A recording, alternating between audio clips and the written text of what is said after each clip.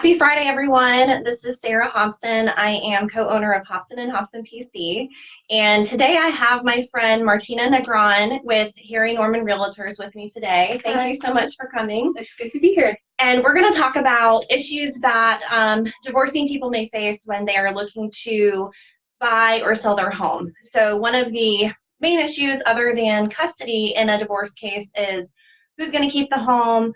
Does the home need to be sold? Does the home need to be refinanced? And who needs to be looking for another home? So Martina's going to help us kind of work through those issues today for anyone who might be facing this, or perhaps you know a friend.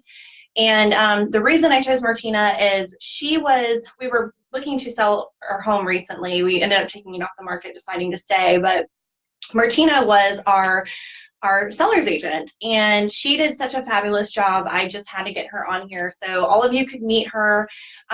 She got the best photographer. We did have to wait a couple days, but she told me he would be worth it, and he did such a beautiful job. He did such a good job, it convinced me not to sell my house. And she just went above and beyond. She created these beautiful books. It was like a magazine of our home with all the features, and it really just let people who were looking to purchase a home, when they looked at our home, they could really understand the layout and all the great features. It was all listed. I mean, it was literally a magazine, a glossy covered magazine. And she just really wowed us and knocked our socks off. Thank you. So thank you. And so Martina, I wanted you to kind of describe, what do you do? Do you only represent buyers? Do you also represent sellers? What do you do as a real estate agent for Harry Norman? So I am a residential real estate agent and licensed realtor, and I do represent buyers and sellers, but never in the same transaction, which I think is important to point out. And that is a personal decision that I've made.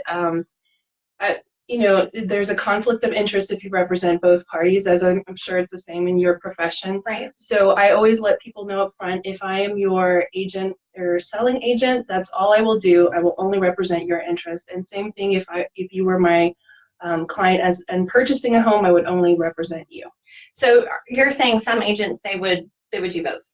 Yes, and it is actually allowed by law. Okay. So you might want to make sure you understand and know upfront what your agent is going to do for you. Because if an agent is representing both sides, like if I was the seller and you were representing also the buyer, you may encourage me to take less for the home than you would have otherwise, so the sale will go through. Well, that's a clear conflict of interest. I mean, how can you represent the interests of two opposing parties, right? So it's just always been my personal and professional decision not to do that and keep myself out of trouble. Okay, very neat.